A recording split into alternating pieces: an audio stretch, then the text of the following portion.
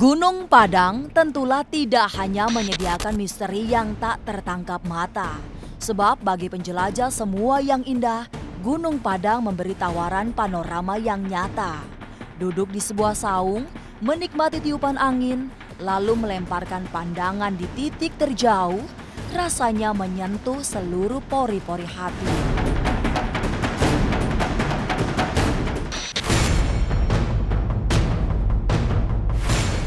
Nah pemirsa, dari atas sinilah saya dapat melihat secara jelas areal dari situs Gunung Padang yang memang begitu indah dari level 1 atau teras 1, 2, 3, 4 sampai 5 yang memang begitu mempunyai nilai sejarah dan arkeolog purbakala.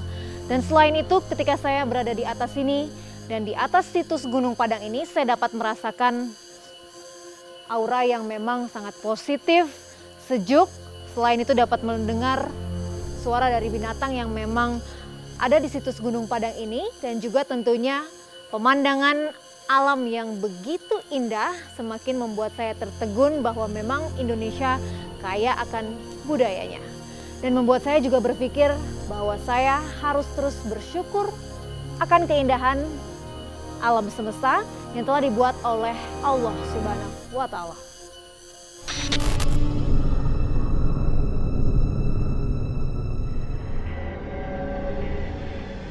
Menyapukan penglihatan Gunung Padang adalah gardu pandang paling terang untuk membaca 5 gunung di sebuah titik di kejauhan.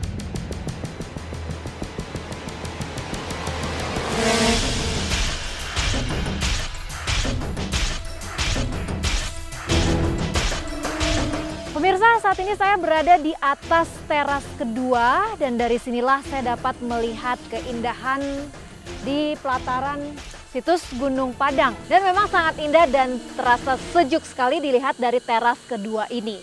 Dan tentunya sebetulnya terlihat Bukit Pasir Domas, Pasir Pogor dan juga Pasir Kencana. Dan sebetulnya terlihat Gunung Gede dan Pangrango di depan saya ini. Namun karena kabut yang turun cukup lebat, jadi tidak dapat terlihat Gunung Gede dan Pangrango.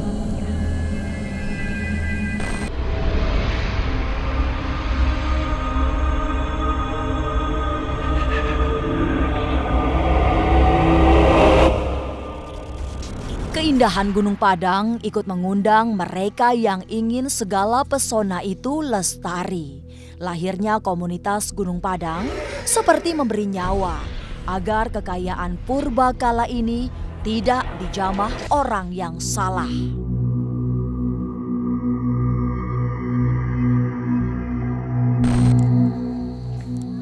Nah pemirsa, setelah saya menggali informasi terkait situs Gunung Padang ini kepada juru pelihara langsung yaitu Pak Nanang, lalu saya akan menggali informasi yang berbeda melalui komunitas yang ada di Gunung Padang ini terkait pengunjung yang kerap melakukan meditasi di atas Gunung Padang.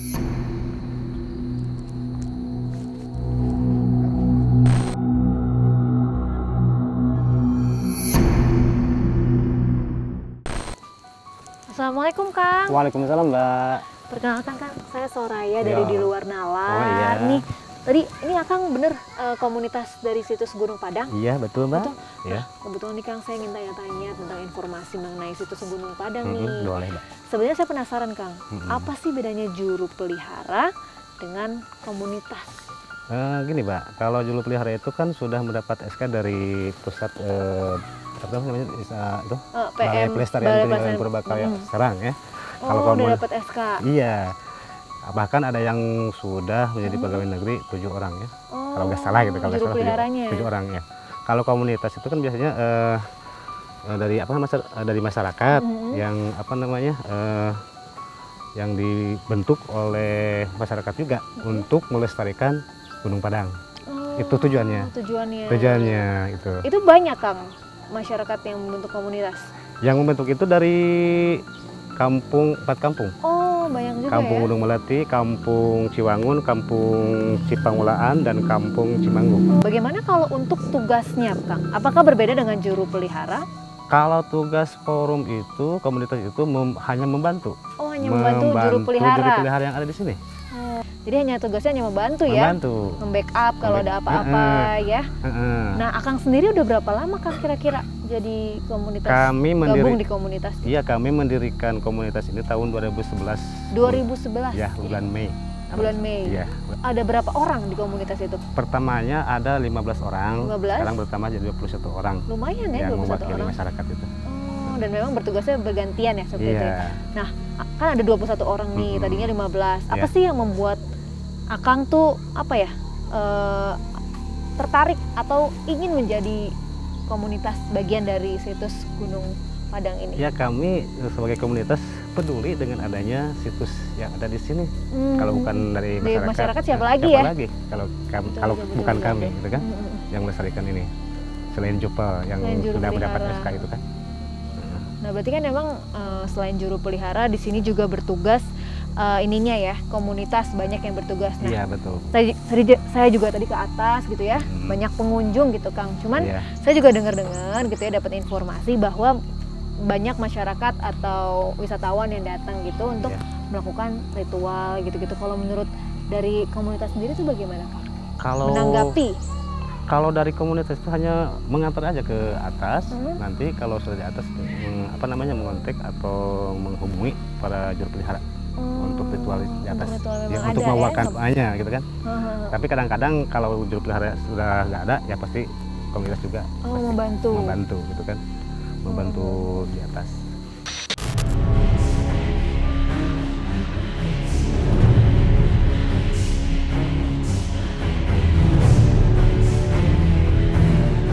Dijaga tidak hanya oleh negara, tapi juga komunitas Gunung Padang.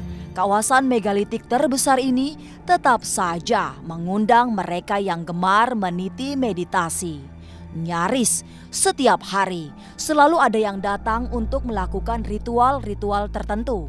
Tidak selalu berada di puncak singgasana, tapi di mana saja, karena Gunung Padang dihiasi sisi misteri nyaris di setiap inci.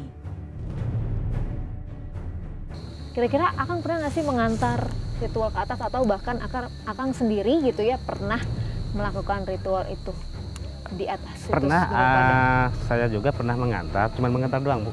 Oh, mengantar aja? Mengantar doang, paling di pinggir atau menunggu di bisa menunggu di sana. Karena ada yang sudah bisa sudah biasa gitu kan, bukan doa tersebut dari sananya. Biasanya tuh masyarakat melakukan ritual itu kapan Kang? Malam hari. Ini dibuka sampai malam hari? Iya, malam hari 24 jam. Kadang-kadang saya juga sebagai komunitas menunggu di situ tiket untuk menjemput tamu-tamu yang datang ke sini. Akang tahu nggak sih bentuk ritualnya itu seperti apa? Ya, membaca tawasul aja. Tawasul aja, doa-doa. Baik, Kang Endang, terima kasih banyak. Ya, sama-sama Mbak. Ya, Kang, sudah memberikan informasi, sudah mencerahkan gitu ya, jadi semakin jelas. Terima kasih banyak ya Kang Endang. Ya, sama-sama Mbak. Mari Kang. Yuk.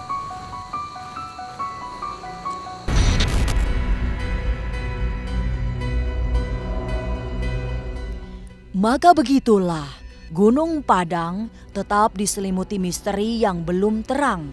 Mitos, mistik, dan ilmu milik para arkeolog terus berdialog untuk memecah bui yang mengungkung Gunung Padang. Tapi apapun itu, inilah keindahan yang hanya bisa dicipta oleh Yang Maha Kuasa.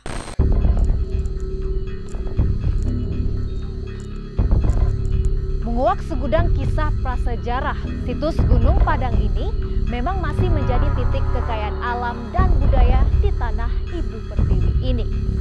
Meski kadang tak tertangkap logika, semua mitos dan misteri akhirnya sangat bisa ditelaah dengan kekayaan arkeolog sejak zaman purbakala. Saya Soraya Diva di Luar Nalar.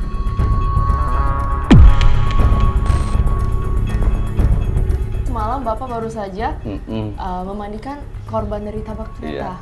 Menemukan kendala yang sangat sulit seperti itu Bapak? Saya harus ngejahit kepalanya Mbak Adora. Jadi supaya darah nggak terus keluar gitu.